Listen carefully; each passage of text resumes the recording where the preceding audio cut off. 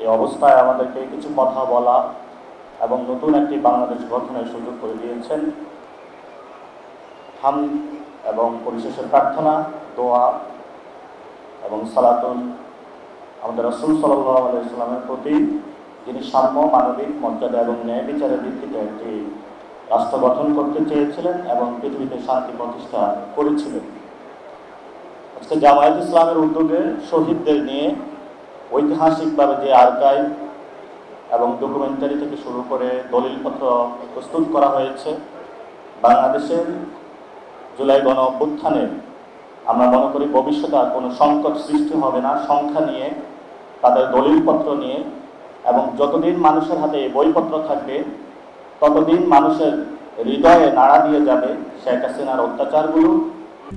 RICL TMX, যুগের পর যুগ স্থাপনা থাকে মজবুত।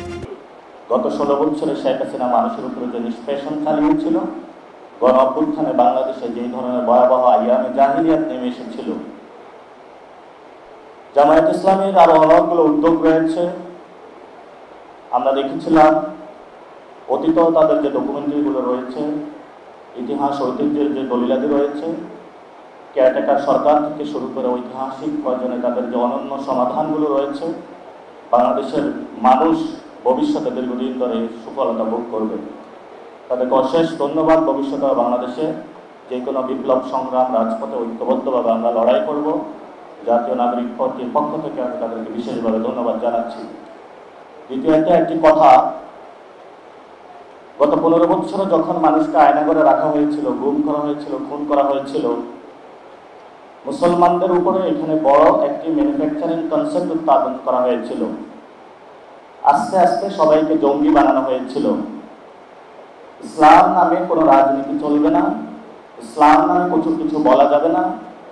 এই সম্মিতিটা বুদ্ধিজীবী মহল থেকে বাংলাদেশে যারা কলকাতার সেকুলার শ্রেণী, এইখানের যোগ সুজে তারা এই ম্যানুফ্যাকচারিং কনসেপ্ট উৎপাদন করেছিল।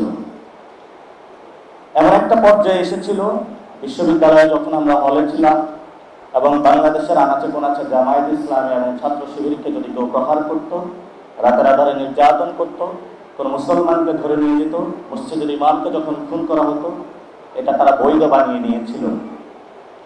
ইদানিং কয়েকদিন আগে আমরা একটি পত্রিকার মারফতে জানতে পেরেছি, একটা ইন্টারভিউর মাধ্যমে একটি দলের মহাসচিব বললেন বাংলাদেশে দক্ষিণ পন্থার উদ্ভব হচ্ছে। এটা কিন্তু একটি খতরনাক কথা।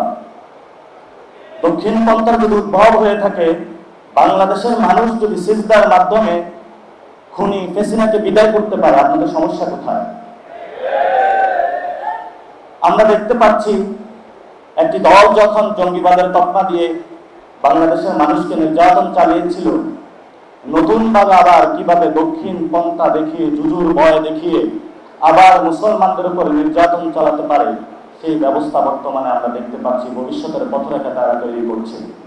আমরা বলতে চাচ্ছি, বাংলাদেশে যারা জুলাই গণ অভ্যুত্থানের শহীদ, যারা আহত, তারা ডান বাম বুঝে না।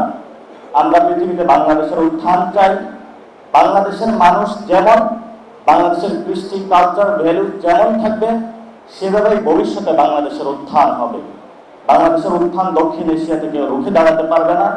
আমাদের সহযোদ্ধা অনেকেই ভারতে যারা রয়েছেন, ওমর খালিদ, শারজুল ইমান থেকে শুরু করে যারা শাহিনবাগ মুভমেন্ট করেছেন, জেএনইউ মুভমেন্ট করেছেন, ইতিপূর্বেও আমরা তাদের মুক্তি দাবি করেছি।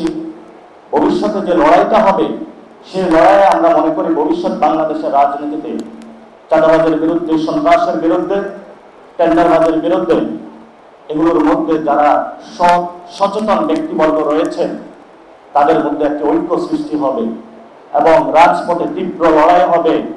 যারা সন্ত্রাস, চাঁদাবাজ, যারা জালেম করবে, যারা জুলুম করবে, জালেম হিসেবে আবির্ভূত হবে। আমরা মুসলিমরা ঐক্যবদ্ধভাবে ইনশাআল্লাহ ভবিষ্যতে বাংলাদেশে একটি ইউনিটি বা ঐক্যের জায়গায় প্রতিষ্ঠা হবে। সবাই ঐক্য খুঁজছেন। ভবিষ্যৎ বাংলাদেশে মুসলিমদের যেভাবে ঐক্য হয়েছিল, আবার ঐক্য প্রতিষ্ঠা হবে। দক্ষিণ এশিয়াতে আপনারা দেখতে পাচ্ছেন, ইমরান খান দুর্নীতির বিরুদ্ধে লড়েছিল, ইমরান খানকে বন্দী করে রেখেছিল। এবং এই গণ অভ্যুত্থানে আমরা দেখেছি মিডিয়া পাড়া থেকে কোনো একটা মিছিল নিয়ে আসে নাই, প্রশাসন থেকে একটা মিছিল আসে নাই, রাষ্ট্রযন্ত্র। আমরা এগুলো ভাঙবো।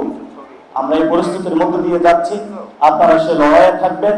ইনশাআল্লাহ বাংলাদেশে যারা দক্ষিণপন্থার জুজুর ভয় দেখিয়ে বাংলাদেশে নতুন একটি নাটক, জজমিয়া নাটক সৃষ্টি করতে চাচ্ছে, আমরা সেই সংঘাত থেকে তাদেরকে পরিহার করার জন্য এবং বাংলাদেশের জনমানুষের কৃষ্টি, ভ্যালুজ, কালচারের সম্মান প্রদর্শন করার জন্য আজকের এই প্ল্যাটফর্ম থেকে তাদেরকে অনুরোধ জানাচ্ছি।